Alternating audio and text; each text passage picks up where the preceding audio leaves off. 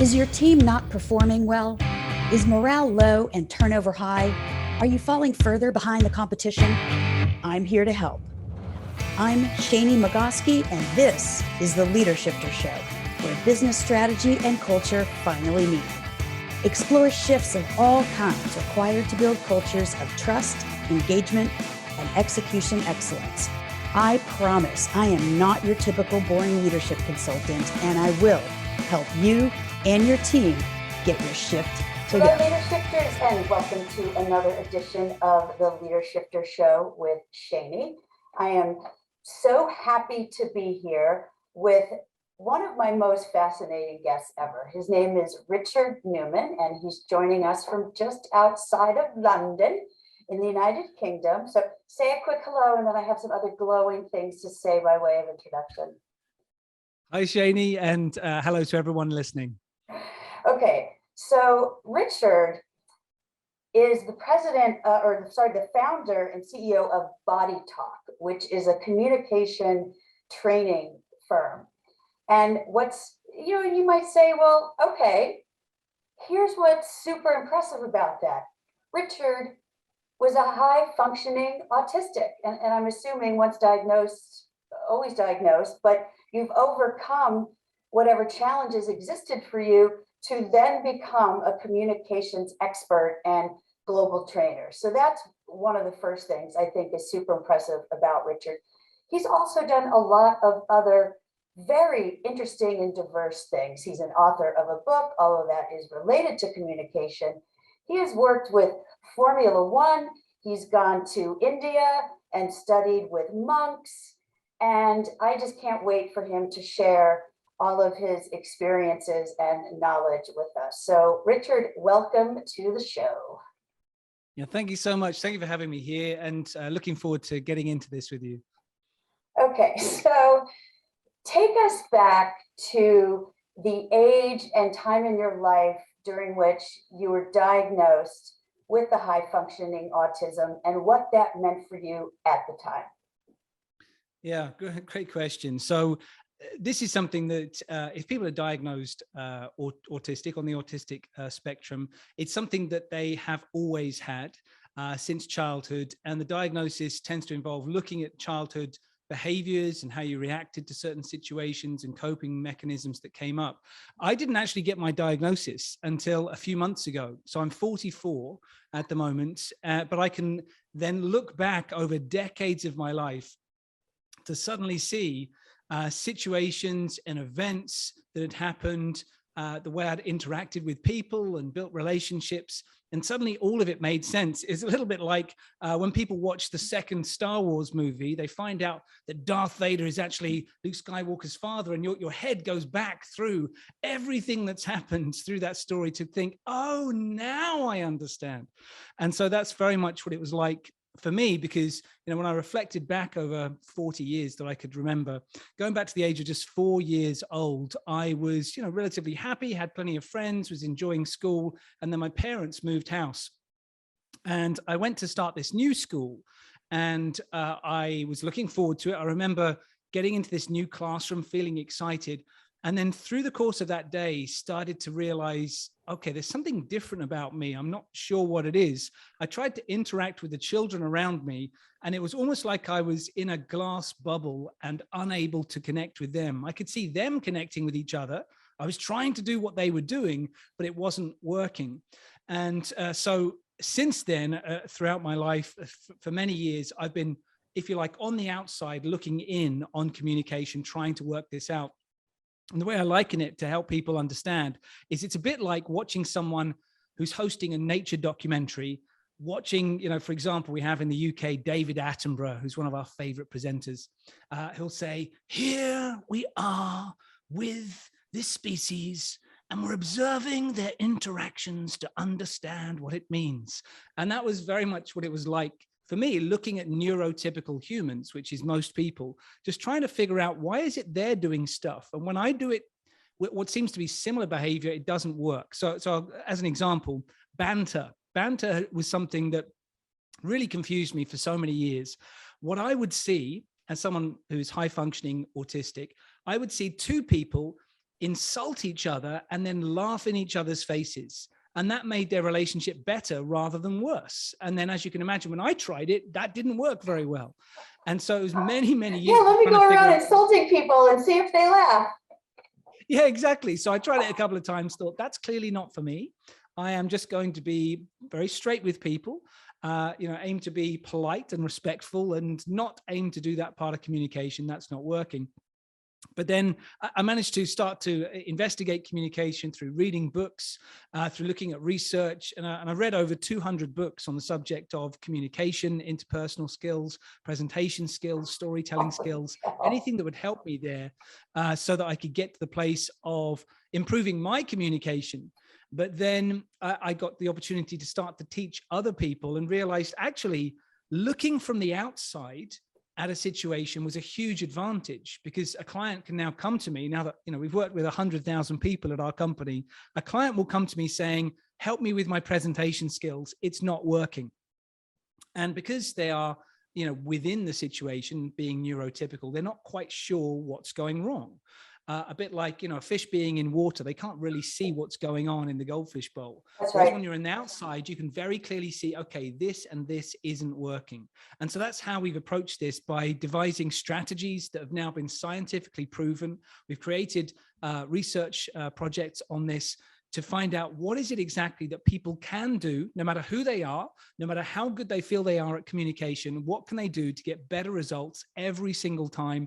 And we know it works internationally for people of all ages, all genders. And that came from, turning that challenge, if you like, into an advantage. Great. Well, I do want to come back to those techniques in more detail a little bit later, but first, a little more of your interesting story. Although taking a pause on the high functioning autism for a minute, it's been actually in the news of late, not just in kids and just as in general science. When Elon Musk came out on Saturday Night Live, and for the first time in public, when he was hosting, he said something like, I'm going to try to be funny for a high functioning autistic, or I don't know, something like that.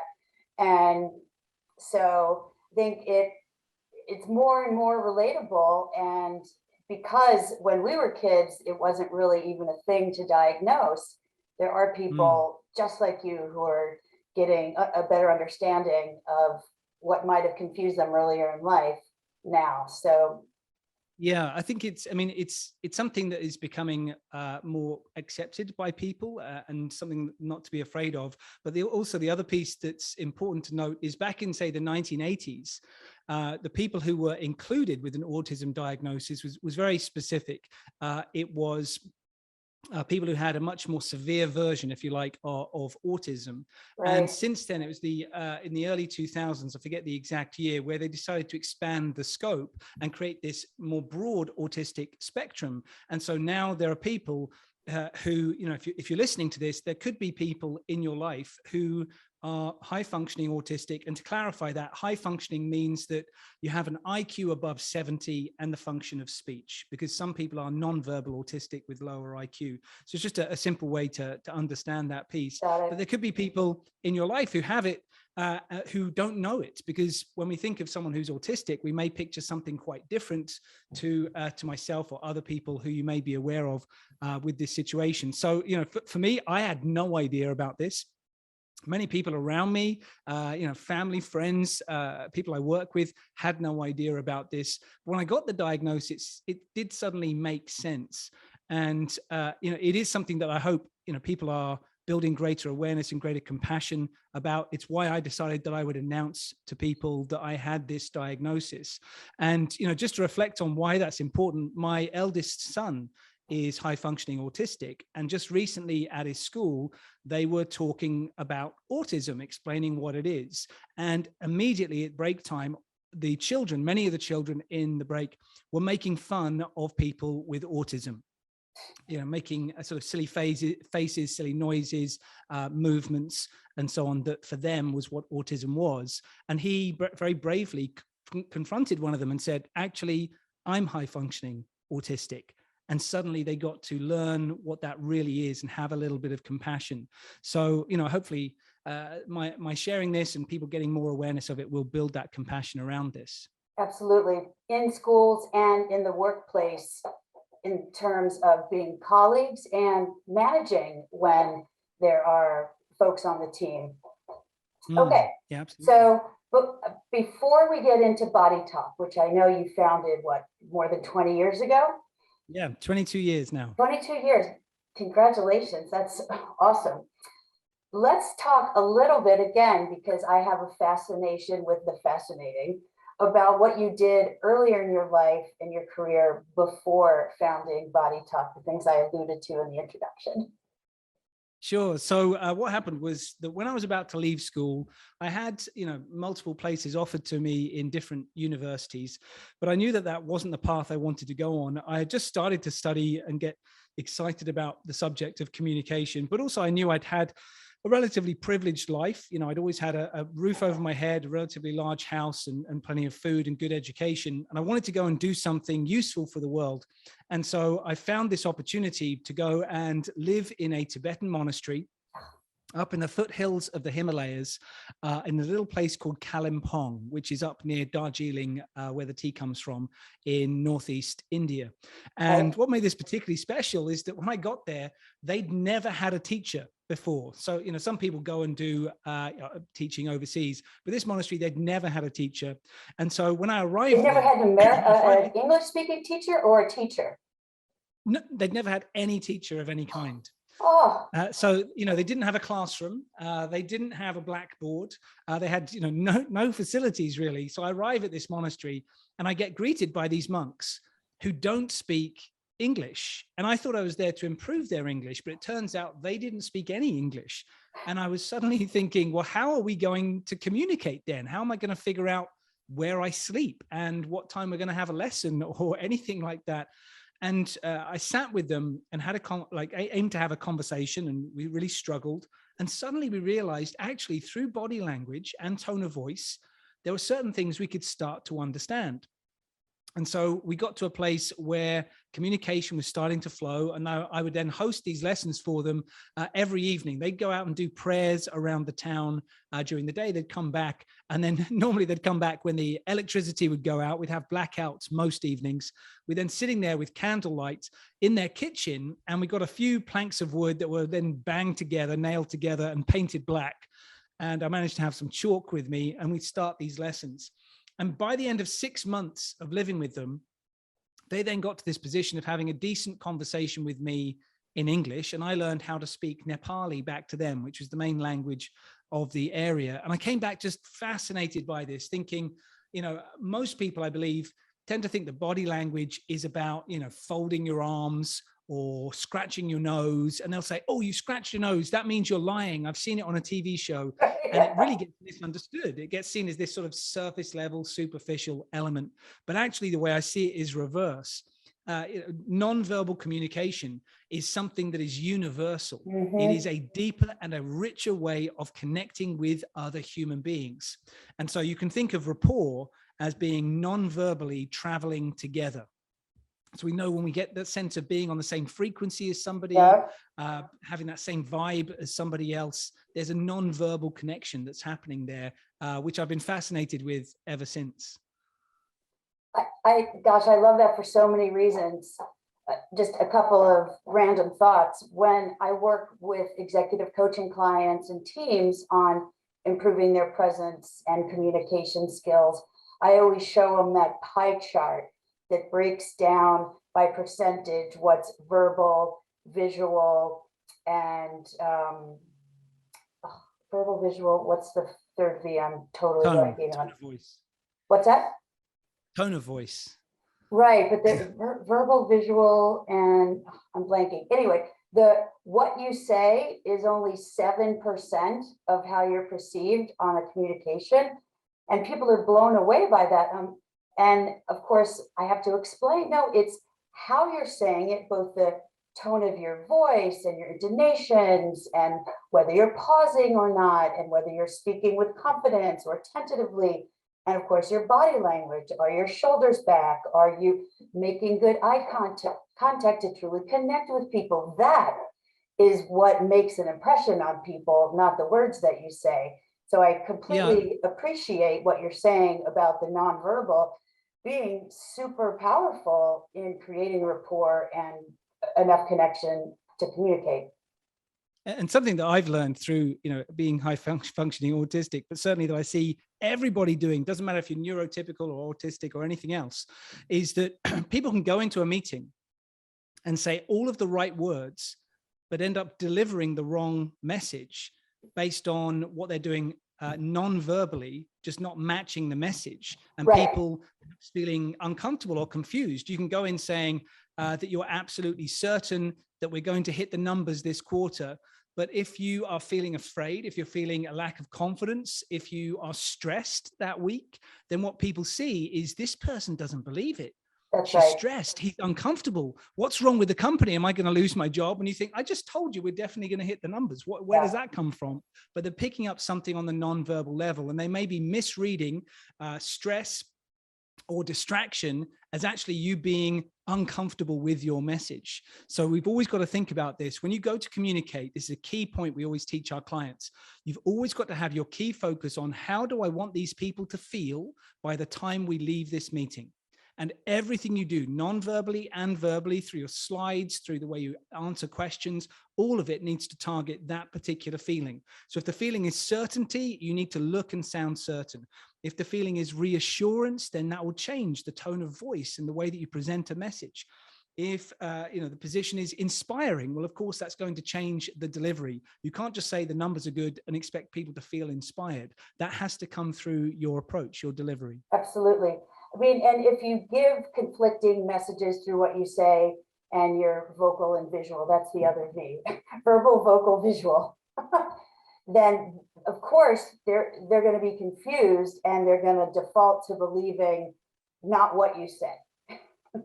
Yeah, exactly. I mean, I do this test with people sometimes. So for those of you watching the video of the podcast, you'll be able to see the visual on this. Where I put my hands up and I say to an audience, I can do it with 1,000 people sometimes. I'll say to everybody, okay, I'd like you all to touch your shoulder. Now, if you're watching the video, you see visually I've touched my elbow. But what I get the whole audience doing is they go, okay, they touch their elbow. Then they're like, wait, hang on, what did he say? The shoulder? And then they move it across. And so if we get two messages, one of which is verbal, one of which is visual, they go in different directions. We respond to and believe the visual, not the verbal. And that's why it's so important to have congruency Yes, in that's your a great word for it. Sounds like also a great party trick. Yeah, exactly. Yeah, I mean, it's fun thing to do with kids, but I found the same thing works with adults. For sure. Okay. And just tell us a little bit about your time with McLaren Formula One. Yeah, so I got this great opportunity quite early on where, people may remember that back in 1998, 1999, McLaren were the world champions with Mika Häkkinen driving for them. And then in the early 2000s, the Ferrari team with Michael Schumacher was just dominating Formula One, winning virtually every race. And so we got the opportunity as a team at Body Talk to go in and work with McLaren to then be hosting meetings for them where we were learning a really critical scientific script. It was very technical, very dry information, but they were putting together, the statistics and interesting facts about the team and how they built the cars and the engineering processes involved. And we then learned this script, which was 2 hours long, 20 pages of technical information. Oh. And then between us, we then delivered that same script 1,000 times. For people who are coming in from all over the world. Sometimes we were working with 3 different interpreters at once for 3 different countries worth of people. And during the course of delivering that, this was a phenomenal opportunity. Just imagine the possibilities you have. If you deliver the same message 1,000 times to 1,000 different groups of people. And I thought, this is extraordinary. Like for me, I didn't know I was high functioning autistic, but I knew that, I wanted to improve my communication. So every single day I thought, this is like Groundhog Day. I can go in and deliver this same message in this same space, and I can just make a small change and see if this makes the delivery better, see if I get better engagement. from people or not. And if it doesn't, I delete it and I move on to something else. And so I was doing that day in, day out for 5 years that we worked with them on this project, to the point where I thought, okay, I've got a set of techniques here I know works with every audience from every different industry and background that I'm dealing with day to day. I can now start really teaching this stuff with great confidence. And so we then started teaching that, building up the techniques even further, to the point where I thought, I know this works, but I really want some better science behind this. And so that was when we then engaged with UCL, University College of London, in a study that involved more than 2,000 people from all over the world, men and women aged 18 to 65. And we created this series of videos. And in the video, the person speaking to them would wear the same clothes and say the same words, but in each of the videos that we created, they would be slightly changing their non-verbal behavior to see if that changed the reaction they got from people. Okay. Now, the people watching this, they would only watch one video, and then afterwards they would rate the person on how confident are they, how convincing are they a good leader, do I believe in them, would I vote for them in an election? And also what they didn't realize was that we had 100 variations of the video. So we had, some were men presenting, some were women, some were older, younger, lighter skin, darker skin. And we tested this in places from sort of Mumbai to California. Wow. And what we found is it didn't matter in the video. It didn't matter if the person was a man or a woman, didn't change the ratings, which surprised us. It didn't matter how old the person was who was watching it. It didn't matter what the person's skin color was. These things were not changing the ratings, which again surprised us. But what we did find is that if you go from the most common habits people have day after day at work, and you shift those across, just subtle shifts, to what we found was the most effective style, you can increase how good a leader people think you are by 44%. Wow. You're wearing the same clothes, you're saying the same words, and you change a couple of behaviors, and suddenly you get that result. And that for us was a massive result. We didn't expect anything like that. But the thing I enjoyed most about this is that we realized it wasn't about teaching people manipulation techniques to try and get those results. It was actually about getting people to come back to how they were born to speak, getting rid of habits that so many people have that are getting in the way. And when you come back to that more natural version of communication, it lights people up, it energizes them, it makes them want to support you and believe in your message. So we were really thrilled with the results. I love that you did the research after you had essentially a learning lab in doing 1,000 of those for McLaren. And so you got the qualitative data, and then you got to prove it with the quantitative study. That I'm surprised too that it was more about some of the mannerisms and almost imperceptible behaviors versus some of the exterior things that people tend to judge. So are you willing to share what some of those small behavior changes are that both your qualitative and quantitative research confirmed for you? Yeah, absolutely. So first of all, a really common phrase I hear clients from all over the world say is that often they say, look, I've been told by my boss, or I've been told by my clients that I gesture too much. So I don't want to use my hands. Or I get other people saying to me, I just don't know how to use my hands when I'm in an important meeting, an interview, doing a presentation. What should I do with them? You also finally get some people who find one gesture that they feel quite happy with, and then they end up doing that same gesture over and over again, feeling like, yeah, this is great, I'm being really energized and dynamic. And the whole audience is thinking, could you just stop moving your hand because it's too repetitive? Right, and so what we found, really visually distracting. And so what we found is, firstly, if you do no gestures, you get terrible ratings. You're not confident, you're not convincing, you wouldn't win an election, you're not a good leader. And that's whether you sort of hold them in a middle position in front of you or put them down by your side. Either way, you get terrible ratings. Secondly, if you do low gestures, so these are gestures that are below your waist. If you're wearing a belt, they're below the belt. And you do them with low energy, which is what some people do. If they're feeling a bit nervous, they do these low limp gestures. Again, you get terrible ratings. The best ratings, in contrast, that we found is if you do a combination of a palms up gesture that needs to be slightly away from the body, not against the body, because you look like you're sort of squeezing yourself or you look afraid, slightly away from the body and between shoulder and waist height. So by doing so, you look open, you look confident, you look proud of your message. And then you can do the same gesture with palms down. Now, the difference between palms up and palms down, again, is universal. You can see this in hieroglyphics that are 5,000 years old.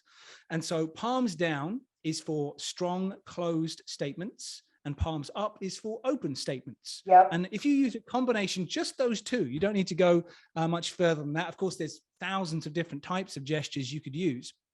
Descriptive gestures, all sorts of things. But using palms up, palms down, it means the same thing around the world.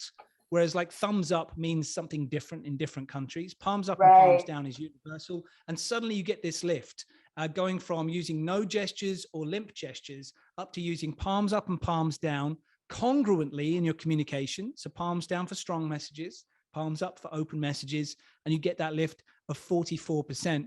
But also it needs to include the second key area that was fascinating, is that we see this so much, whether someone is at a networking event, maybe just talking to one person, or having a conversation in a corridor, or maybe doing a presentation or leading a team meeting, you continuously see people standing with their weight on one side.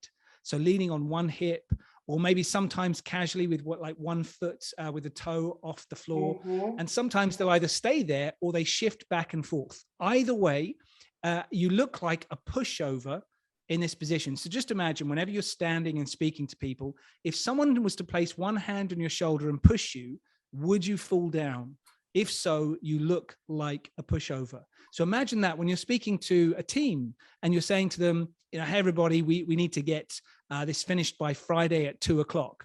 If you're standing where you're leaning to one side, you have low limp gestures, they'll think, this person's a pushover. I'll do it on Monday. I'm busy. I'm leaving early.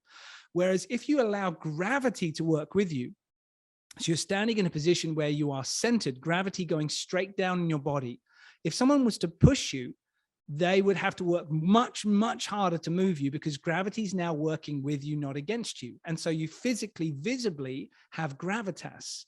And if you speak from that position, people associate gravity and that extra strength and power to your message. They're much more likely to do it. What I so appreciate about that is you distill it down to 3 easy steps. Be who you are and don't pretend to be someone else. Pay attention to those hands up, hands down gestures, and stand confidently on 2 feet as opposed to being a pushover, which, by the way, that is phenomenal that it's literally and figuratively a pushover when you're leaning to one side or another, versus the litany of things that you would learn in a typical class or in Toastmasters to master your presentation and present skills. And with a list that long, you can't possibly focus on everything. So I always appreciate a framework that is sort of like a 1, 2, 3.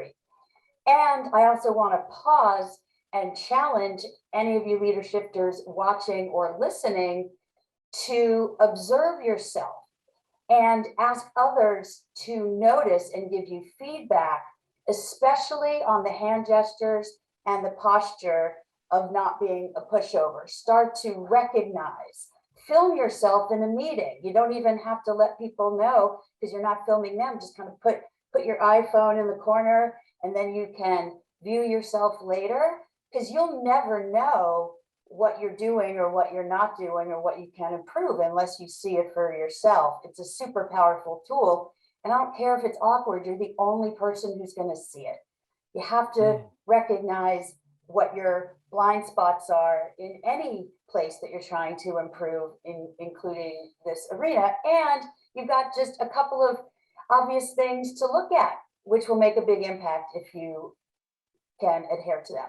So, okay. Yeah, I think that's great. That's really good advice. I particularly encourage people to record themselves if they can. Sometimes I hear the advice of, practice in front of a mirror, and it depends on how you feel about that. It can make people feel very self-conscious doing that sort of thing. So instead, if you record it and then watch it back, you're going to get a much much better response from it and be able to learn from it as you move forward. So yeah, great way to do things. And if people really want to sort of keep it in mind in future, what they're supposed to do, I often talk to people about tennis. So I'm always keen to give people a strategy they can definitely use, they can definitely remember. So if you imagine that you're about to play a game of tennis and somebody else is going to serve the ball to you, what do?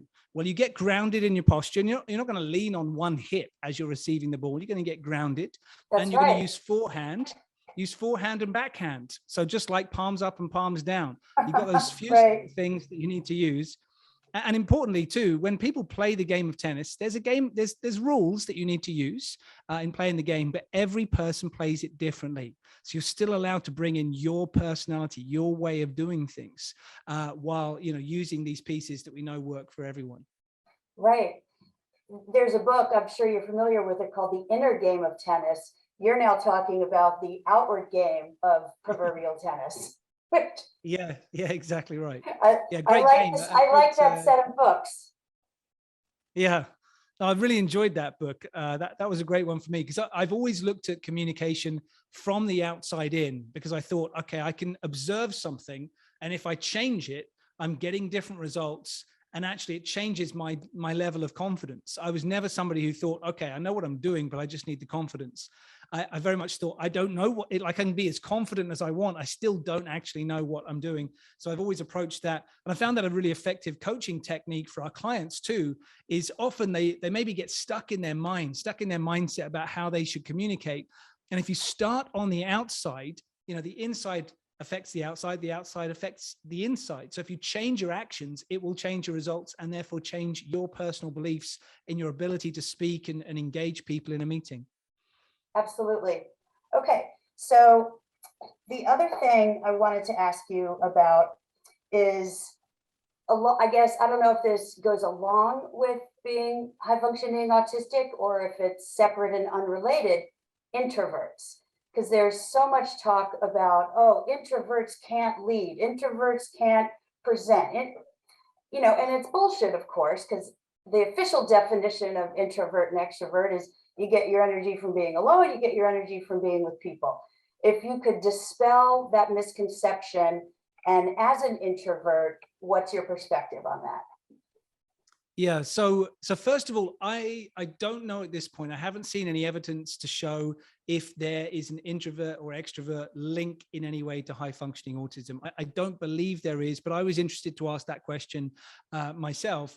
But what I can speak of is, having now through our company trained 100,000 people, I've had so many people come on the courses that we run saying, look, the thing is, Richard, I'm never going to be a good communicator because I'm an introvert and I'm shy.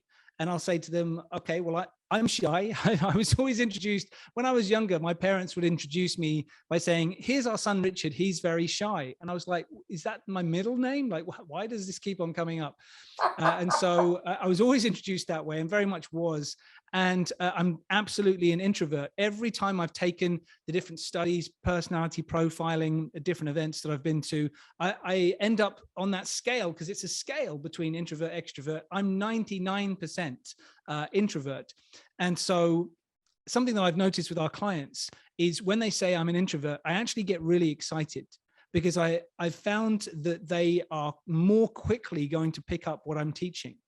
Because they're looking for a way to really express their voice and strategies that they can use that are going to get them there.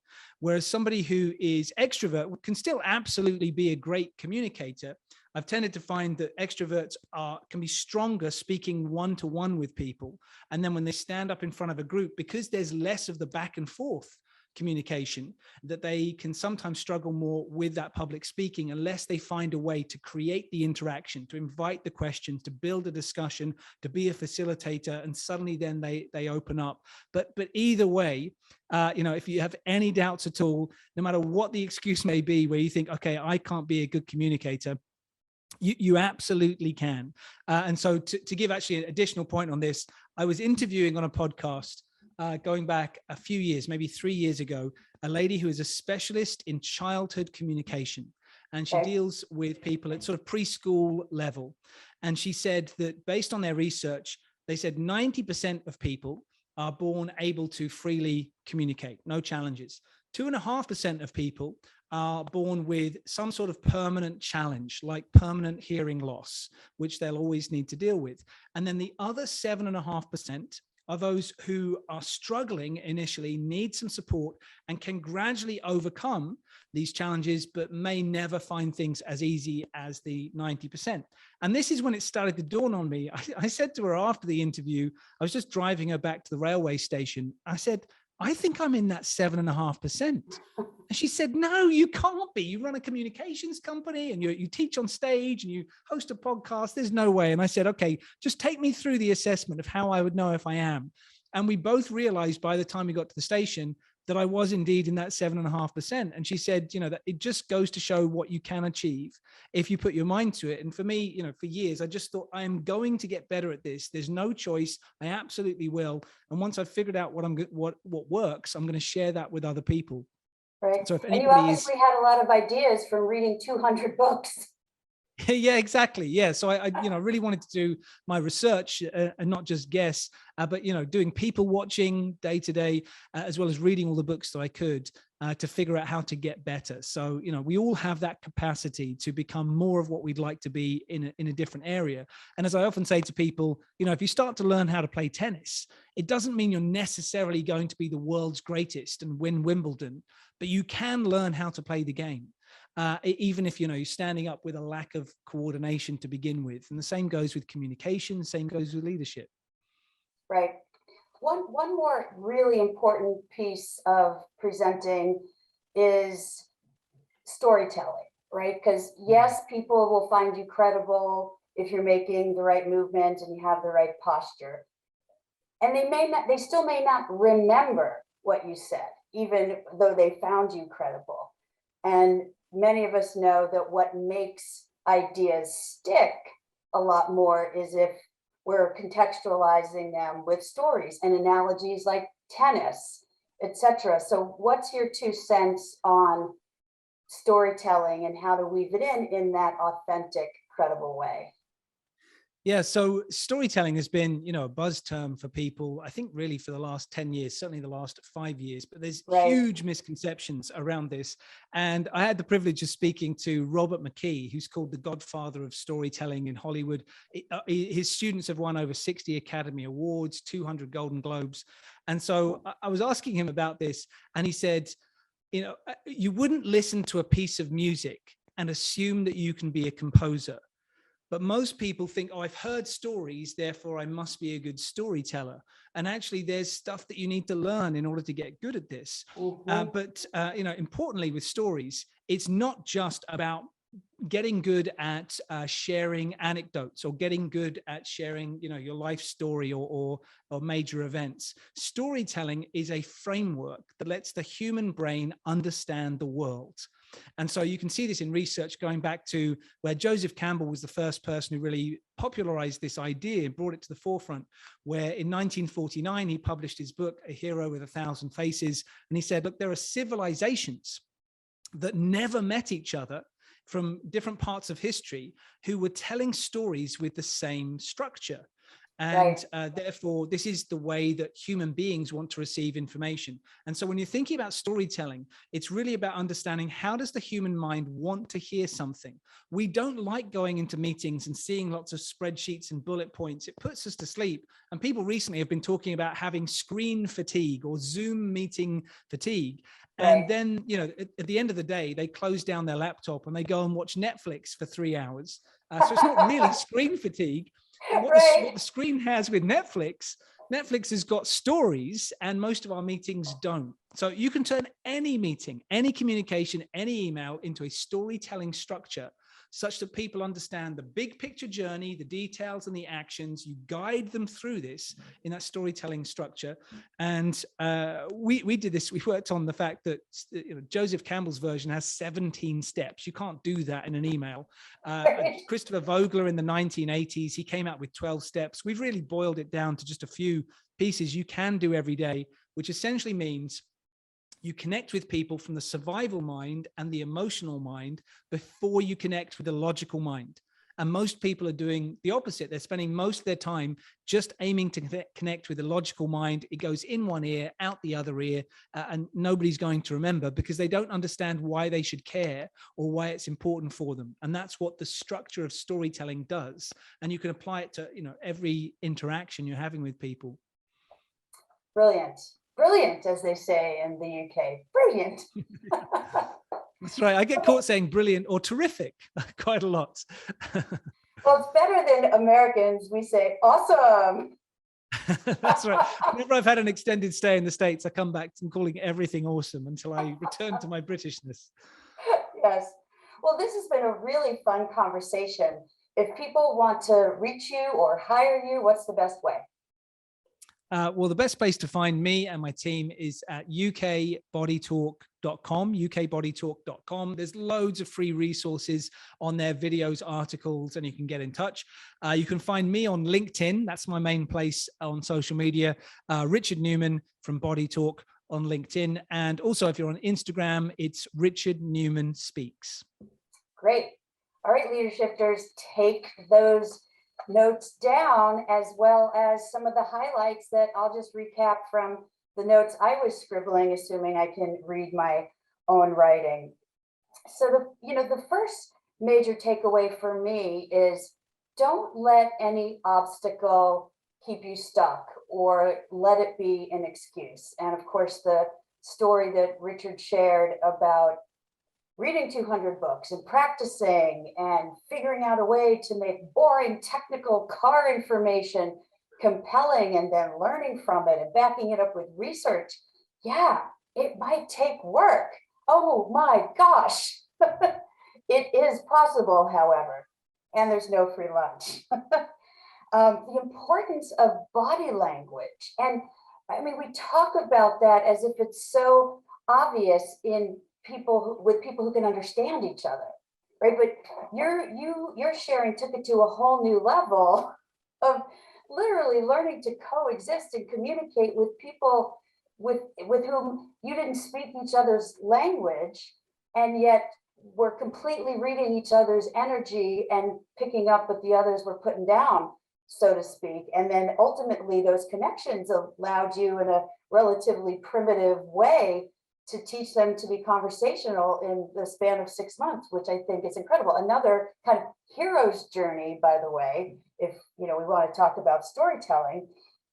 And then the statistic that you shared, around 44% increase in perception and leadership potential with the small shifts around hands up, hands down, standing with both feet grounded so as not to be a pushover.